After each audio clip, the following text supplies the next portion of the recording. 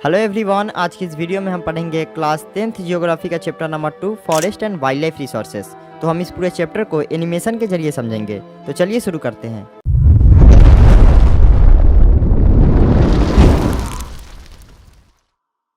हम सब इस प्लैनेट पर लाखों लिविंग बींग्स के साथ जी रहे हैं, जिसमें माइक्रो ऑर्गेनिज्म और बैक्टीरिया से लेकर एलिफेंट और ब्लू व्हेल तक शामिल है।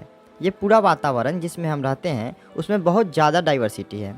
फॉरेस्ट इस इकोसिस्टम में एक इम्पोर्टेंट रोल प्ले करता है क्योंकि ये प्राइमरी प्रोड्यूसर है जिन पर सभी लिविंग बींग्स डिपेंड होते हैं। अब जान लेते हैं बायोडाइवर्सिटी क्या होता है। The number and variety of plants, animals and other organisms that are living in an ecosystem, यानी एक इकोसिस्टम में रहने वाले प्लांट्स और एनिमल्स के नंबर्स और वेराइटी को ही बायोडाइवर्सिटी बोला जाता है। Flora and fauna in India, किसी पार्टिकुलर रीजन में पाए जाने वाले सभी प्लांट स्पीसीज को फ्लोरा कहते हैं और सभी एनिमल स्पीसीज को फौना कहते हैं। इंडिया बायोलॉजिकल डाइवर्सिटी के मामले में वर्ल्ड के सबसे रिचेस्ट कंट्रीज में से एक है। शायद इसका अनुमान है कि यह नंबर 2 या 3 गुना भी हो सकता है, जो अभी तक डिस्कवर होना बाकी है। हम अपने डेली लाइफ में फ्लोरा और फौना पर डिपेंड होते हैं, लेकिन हाल ही में हमारे इन्वायरमेंट के प्रति इंसेंसिविटी की वजह से यह सब बहुत ज़्यादा तनाव में है। नेक्स्ट टॉपिक है conservation of forest and wild life in India. हमारे कंट्री में फॉरेस्ट और वाइल्ड लाइफ को कंजर्व करना बहुत ज़रूरी है क्योंकि फॉरेस्ट और वाइल्ड लाइफ की संख्या तेज़ी से घट रही है, इसलिए हमें उन्हें कंजर्व करना ज़रूरी है क्योंकि यह हमारी इकोलॉजिकल डाइवर्सिटी और लाइफ सपोर्ट सिस्टम को बचाता है, जैसे वाटर, एयर, सॉइल। इससे प्लांट और एनिमल की जीनेटिक डाइवर्सिटी भी बचती है, जो उनके बेटर ग्रोथ और ब्रीडिंग के लिए ज़रूरी है। जैसे कि एग्रीकल्चर में हम अब भी ट्रेडिशनल क्रॉप्स वेराइटीज़ पर डिपेंड हैं। सिमिलरली फिशर्स भी एक्वेटिक बायोडाइवर्सिटी के मेंटेनेंस पर हेवली डिपेंड हैं। 1960s और 1970s में कंजर्वेनिस्ट्स ने एक national wildlife protection programme की मांग की थी। 1972 में Indian wildlife protection act लागू किया गया, जिसमें हैबिटेट को बचाने के लिए अलग अलग प्रावधान शामिल थे। एक ऑल इंडिया लिस्ट भी पब्लिश की गई थी जो प्रोटेक्टेड स्पीसीज को दर्शाती है। इस प्रोग्राम का मुख्य उद्देश्य कुछ इंडेंजर्ड स्पीसीज के पॉपुलेशन को बचाना, हंटिंग यानी शिकार पर प्रतिबंध लगाकर उनके हैबिटेट को कानूनी सुरक्षा देना और वाइल्ड लाइफ में ट्रेड को रोकना था। उसके बाद सेंट्रल और कई स्टेट गवर्नमेंट ने नेशनल पार्क्स और वाइल्ड लाइफ सेंचुरीज को एस्टेब्लिश। सेंट्रल गवर्नमेंट ने भी कई प्रोजेक्ट शुरू किया जिसमें कुछ खास जानवर शामिल थे जो गंभीर रूप से खतरे में थे, जैसे टाइगर, वॉर्न हॉर्न डायनासोरस और एशियाटिक लायन। हाल ही में एलिफेंट, ब्लैक बक और स्नो लिपार्ड को हंटिंग और ट्रेड से बचाने के लिए लीगल प्रोटेक्शन दी गई है। 1980 और 1986 के वाइल्ड लाइफ एक्ट में सैकड़ों बटरफ्लाइज, मोथ्स, बीटल्स और एक ड्रैगन फ्लाई को प्रोटेक्टेड स्पीसीज के लिस्ट में शामिल किया गया और 1991 में पहली बार प्लांट को भी इस लिस्ट में शामिल किया गया। स्टार्टिंग में 6 प्लांट स्पीसीज को ऐड किया गया। अब हम प्रोजेक्ट टाइगर के बारे में जान लेते हैं।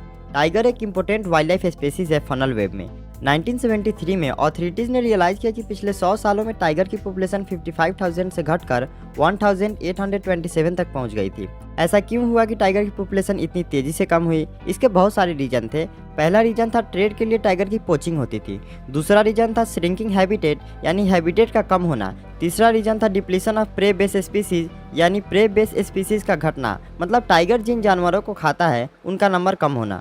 चौथा रीजन था ग्रोइंग पॉपुलेशन यानी पॉपुलेशन के बढ़ने के कारण भी टाइगर की पॉपुलेशन कम हुई। टाइगर स्किन का ट्रेड और उनके बोन्स का इस्तेमाल ट्रेडिशनल मेडिसिन में, खासकर एशियन कंट्रीज़ में, इसने टाइगर के पॉपुलेशन को कम होने के कगार पर पहुंचा दिया। इसलिए 1973 में गवर्नमेंट ने टाइगर को कंजर्व करने के लिए प्रोजेक्ट टाइगर को लॉन्च किया, जो वर्ल्ड के सबसे पॉपुलर वाइल्ड लाइफ कैंपेन्स में से एक है। प्रोजेक्ट टाइगर की वजह से टाइगर के पॉपुलेशन में सुधार आया है। इंडिया में बहुत सारे टाइगर रिजर्व हैं जो टाइगर को प्रिजर्व करने और उनकी पॉपुलेशन को बढ़ाने के लिए इस्टेब्लिश किए गए हैं, जैसे कि Corbett national park in Uttarakhand, Sundarban national park in West Bengal, Bandhavgarh national park in Madhya Pradesh, Sariska wildlife sanctuary in Rajasthan, Manas tiger reserve in Assam और Periyar tiger reserve in Kerala. ये कुछ मेजर टाइगर रिजर्व्स है जो हमारे इंडिया में है। नेक्स्ट टॉपिक है types and distribution of forest and wild life resources. India में गवर्नमेंट ने फॉरेस्ट को कंजर्व करने के लिए 3 पार्ट्स में डिवाइड किया है। पहला है रिजर्व फॉरेस्ट, दूसरा है प्रोटेक्टेड फॉरेस्ट और तीसरा है अनक्लास्ड फॉरेस्ट। अब हम हर एक के बारे में डिटेल में जान लेते हैं। पहला है reserve forest. Total forest land का आधा से भी ज़्यादा हिस्सा रिजर्व फॉरेस्ट के रूप में डिक्लेयर किया गया है। रिजर्व फॉरेस्ट को फॉरेस्ट और वाइल्ड लाइफ रिसोर्सेज के कंजर्वेशन के लिए सबसे ज़्यादा वैल्यूएबल माना जाता है। इसे गवर्नमेंट खुद ओन करती है और यहाँ ह्यूमन एक्टिविटी रिस्ट्रिक्टेड है। यह फॉरेस्ट जम्मू कश्मीर, आंध्र प्रदेश, उत्तराखंड और केरला में सबसे ज़्यादा देखने को मिलता है। दूसरा है प्रोटेक्टेड फॉरेस्ट। फॉरेस्ट डिपार्टमेंट ने लगभग 1/3 फॉरेस्ट एरिया को प्रोटेक्टेड फॉरेस्ट के रूप में डिक्लेयर किया है। इसे भी गवर्नमेंट द्वारा ओन किया जाता है, लेकिन ये फॉरेस्ट रिजर्व फॉरेस्ट के कंपैरिजन में कम प्रोटेक्टेड है। यहाँ आम लोगों को फ्यूल वुड कलेक्ट करना और एनिमल ग्रेजिंग अलाउ होता है। यह फॉरेस्ट बिहार, हरियाणा, पंजाब और राजस्थान में सबसे ज़्यादा देखने को मिलता है। तीसरा है अनक्लास्ड फॉरेस्ट। रिजर्व और प्रोटेक्टेड फॉरेस्ट के अलावा जितने भी फॉरेस्ट हैं वो अनक्लास्ड फॉरेस्ट में आते हैं। इस फॉरेस्ट को गवर्नमेंट और प्राइवेट इंडिविजुअल दोनों द्वारा मैनेज किया जाता है और इसमें ह्यूमन एक्टिविटी अलाउ है।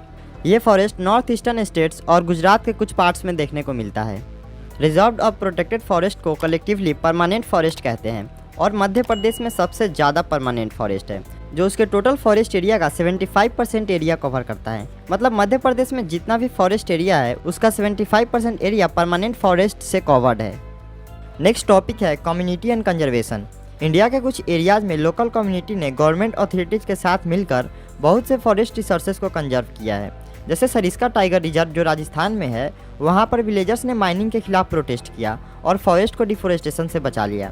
सिमिलरली राजस्थान के अलवर डिस्ट्रिक्ट में 5 गांव के लोगों ने अपने 1200 हेक्टेयर फॉरेस्ट को भैरवदेव डकेव सेंचुरी डिक्लेयर किया है, जहां पर उनका अपना रूल्स और रेगुलेशन है जो हंटिंग को अलाउ नहीं करता और आउटसाइडर्स से वाइल्ड लाइफ को प्रोटेक्ट करता है। अब जान लेते हैं द फेमस चिपको मूवमेंट के बारे में।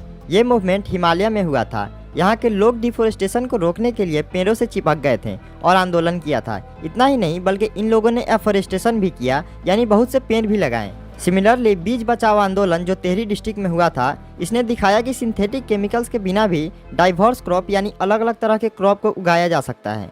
बात करें ज्वाइंट फॉरेस्ट मैनेजमेंट की, तो ये प्रोग्राम अच्छा एग्जाम्पल है जिसमें लोकल कम्युनिटी और गवर्नमेंट मिलकर फॉरेस्ट को डैमेज होने से बचा रही है। यह प्रोग्राम सबसे पहले 1988 में उड़ीसा में शुरू किया गया था, जिसमें गवर्नमेंट लोकल्स को रिस्पॉन्सिबिलिटी देती थी फॉरेस्ट को मैनेज करने की और बदले में गवर्नमेंट उन्हें नॉन टिम्बर। लास्ट टॉपिक है स्केरेड ग्रोव्स। नेचर की पूजा करना ट्राइब्स की पुरानी प्रथा है, जिसके कारण बहुत से फॉरेस्ट अब भी सुरक्षित हैं, जिसे स्केरेड ग्रोव कहते हैं। अब भी इंडिया के कुछ कम्युनिटीज़ हैं जो किसी पार्टिकुलर ट्री की पूजा करते हैं और उन्हें स्केरेड मानते हैं, जैसे छोटा नागपुर की मुंडाज और संथल कम्युनिटी महुआ और कदम्बा की पूजा करते हैं।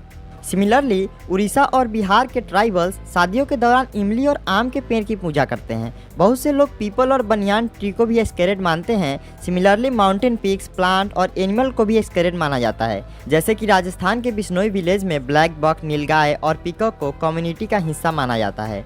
हमारा ये चैप्टर यहीं पे ख़त्म होता है। अगर आपको यह वीडियो अच्छा लगा हो तो इस वीडियो को लाइक कर दें और हमारे चैनल को ज़रूर से सब्सक्राइब कर लें।